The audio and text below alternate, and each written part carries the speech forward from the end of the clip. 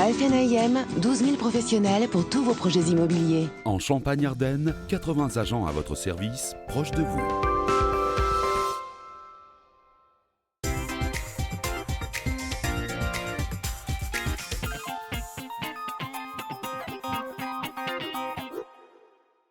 Aujourd'hui, dans la Minute de l'immobilier, nous allons parler de la mise en vente d'un bien dans un cas de copropriété.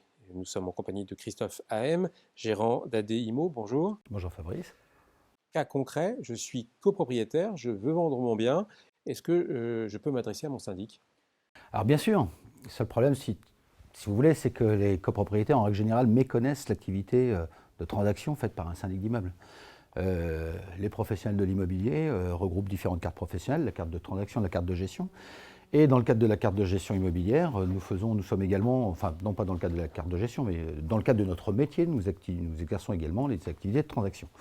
Et le syndic a une place prédominante auprès de ses copropriétaires, de par sa connaissance du bâti et de la situation de sa copropriété, pour pouvoir négocier au mieux des intérêts de son vendeur. Quel est l'avantage de passer par le syndic lorsqu'on veut mettre en vente son bien en copropriété?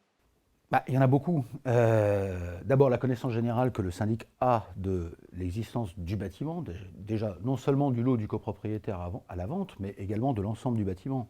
Une explication importante et nécessaire dans le cadre du fonctionnement de la copropriété. L'analyse des charges qui est faite régulièrement par le syndic d'immeuble, qui maîtrise parfaitement les dépenses courantes de l'immeuble et les engagements du syndicat de la copropriété, les prévisions de travaux, etc. Tout ce qui peut en fait renseigner au mieux son acquéreur. Dans le cas d'un achat, on méconnaît également les charges de copropriété, et ça, c'est un élément essentiel pour la vente. C'est effectivement un élément essentiel. C'est un élément qui est fort peu connu, parce qu'on donne les charges en fait, dans le cadre de leur globalité sans en apporter une analyse forcément très précise. Les charges de copropriété, elles sont composées de différents postes en fonction de la nature et de la composition des immeubles. Il peut y avoir des charges de gardiennage. Donc les charges de gardiennage, il y a des contraintes réglementaires, administratives, sociales par rapport à l'exercice de cette profession qui font que ça devient des charges relativement coûteuses. Il y a également du chauffage collectif, ce qu'on voit souvent dans le cadre des immeubles. Comment le chauffage collectif est-il maîtrisé dans le cadre d'une copropriété?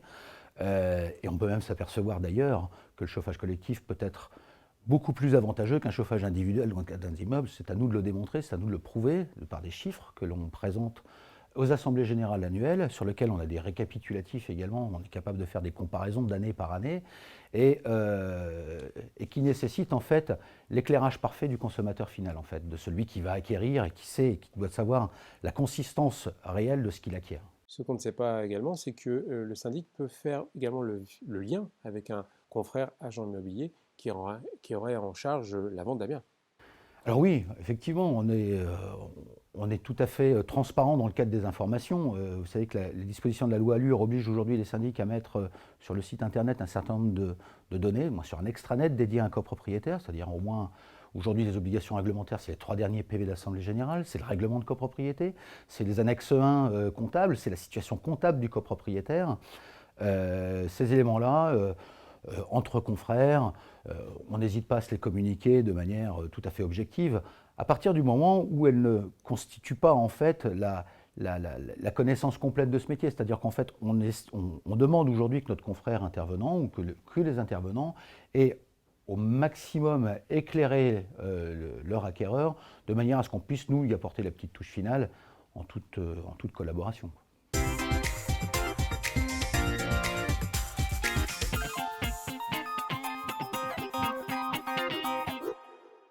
La FNAIM, 12 000 professionnels pour tous vos projets immobiliers. En Champagne-Ardenne, 80 agents à votre service, proches de vous.